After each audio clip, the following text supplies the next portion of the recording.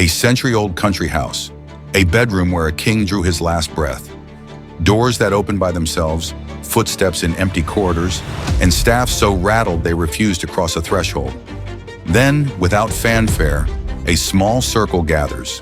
A queen mother, and a parson. Not for theatrics, for quiet, a service, Holy Communion, specific prayers. The aim isn't to cast demons into the wind, it's to restore peace where unease has taken root. That's the real Sandringham story that keeps resurfacing. Less horror film, more pastoral triage. And it is stranger, subtler, and truer than the viral headlines suggest. Let's anchor the basics before we chase the shadows. The incident took place around the turn of the millennium, frequently dated to 2000.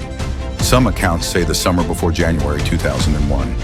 The location, Sandringham House in Norfolk, a private royal residence heavy with family history.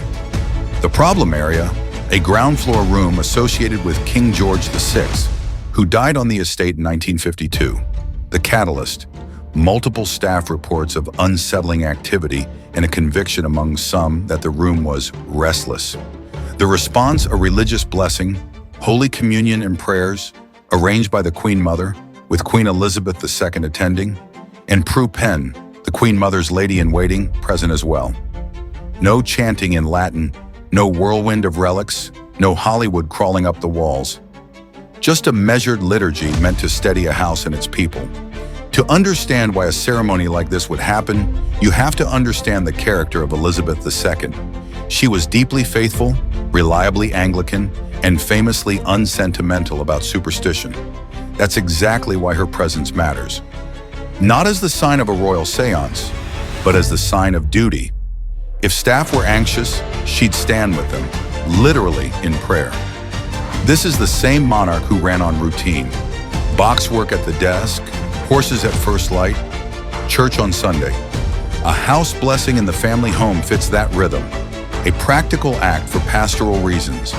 The word exorcism is the reason this tale explodes online, but it's also the reason it's often misread. In Church of England practice, the umbrella is called deliverance ministry, and it ranges from gentle house blessings to rare, tightly controlled rites. The default looks like this: pastoral assessment, careful prayer, and, when appropriate, the Eucharist celebrated in a place that feels spiritually off. Formal exorcisms require bishop-authorized specialists and are vanishingly uncommon. Most cases end with something both ordinary and profound: prayer for tranquility. Sandringham's moment falls squarely into that lane. Now the ghost stories, because every old house carries them. Sandringham's folklore includes moving Christmas cards, lights flicking, and the classic cold spot plus footsteps routine. There's even an oft-retold anecdote of a young Prince Charles and a footman bolting from the library after a sudden freeze and the sense of someone close behind. Whether you file these tales under atmosphere or apparition, the pattern is clear. People, not just places, were troubled. And in a household built on service, a workforce too frightened to work a room is a practical problem, not just a spooky one. So who or what was the restless presence? Here's where responsible storytelling draws a line. Some diary commentary speculated, only speculated, about the tragedy most fresh to memory at the time: Diana, Princess of Wales, who had died a few years earlier. But the records don't name a spirit, and serious accounts avoid pretending anyone knows. More plausible and more human is that the association with George VI's death had given that room a heavy psychic weight. Grief pools in spaces, so does rumor. And once the mood sets, it spreads. The ritual itself, as described by those diaries and historians who resurfaced them, was intentionally small. A parson walked the rooms, discerned where the unease seemed strongest, and performed a simple service.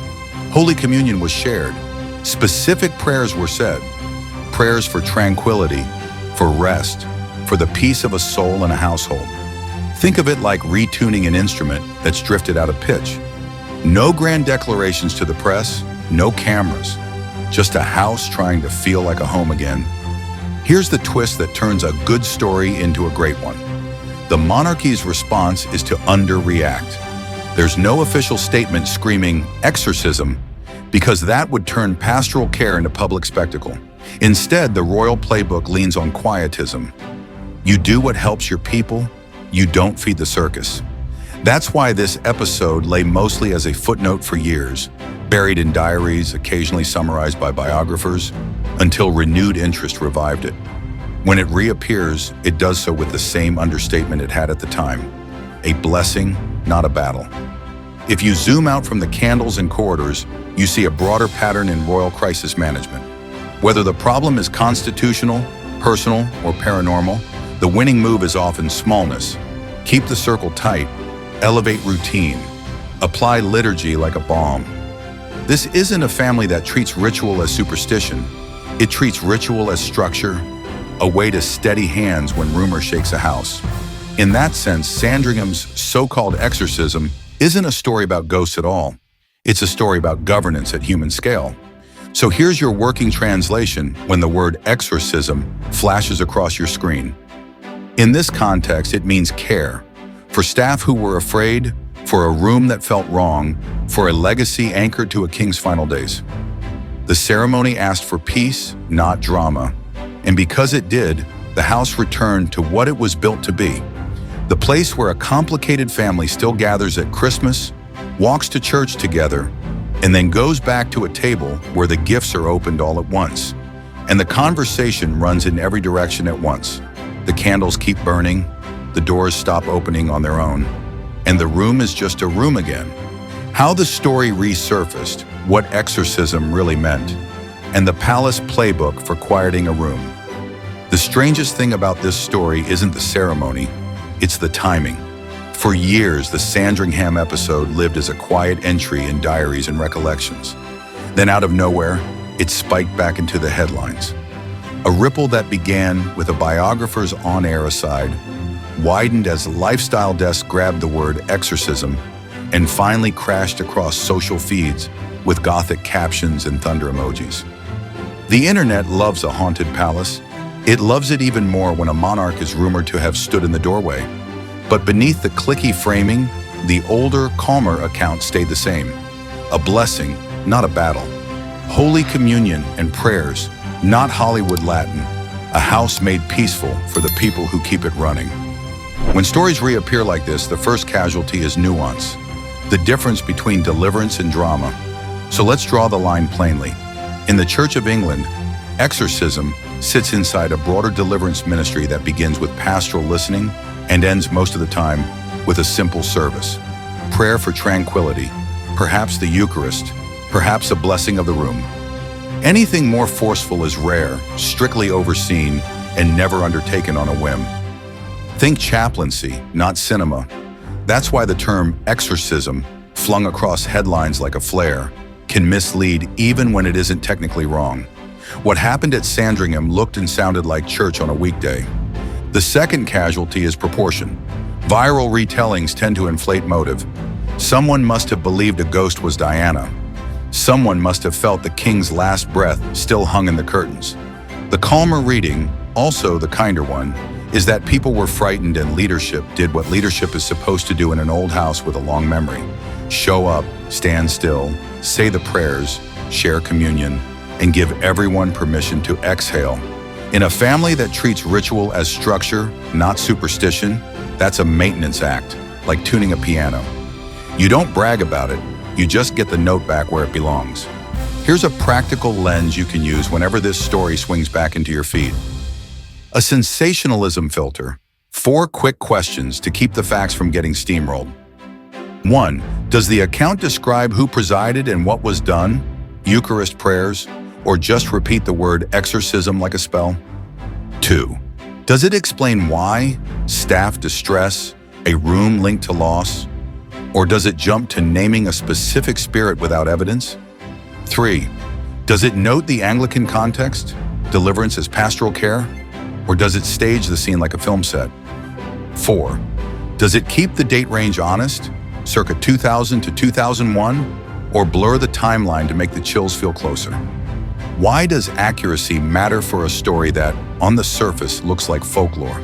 Because the same habits we practice on harmless tales become our instincts on serious ones. Get used to separating blessing from spectacle here, and you're better prepared when the next viral claim lands with bigger stakes. The monarchy's reticence, its refusal to play narrator, actually makes that easier. Without a flashy quote to attach, the story stays small, closer to the pastoral scale it started with. Let's open the house a little. Sandringham has always been a paradox, both intensely private and intensely public. It's where a king died in 1952. It's where the family still gathers for Christmas. It's the walk to St. Mary Magdalene Church in coats and hats, while cameras click at a respectful distance. And it's also the warren of rooms where staff prepare breakfast, lay out coats, and thread the complicated needle of tradition and logistics. If a single room becomes the place no one wants to enter, the problem isn't just metaphysical, it's operational. The quiet service you've heard about was, in that sense, work. The spiritual kind, yes, but also the managerial kind. To appreciate how the blessing fits royal culture, set it beside other calm-the-room rituals the family relies on. After shocks, fires, funerals, constitutional strains, what follows is almost never pyrotechnic. It's liturgy, thanksgiving, or memorial at a cathedral, a short prayer before a reopening, a dedication that puts stones back in moral order. It's routine, the same walk to church, the same carol sung, the same tea poured on the same table. It's symbol, a ribbon cut, a plaque unveiled, a bench placed where a loss occurred. Each act is small by design because smallness is how you avoid turning grief into performance. The Sandringham blessing is that instinct distilled into a single room. Now a quick tour of the media archaeology that brought the story back.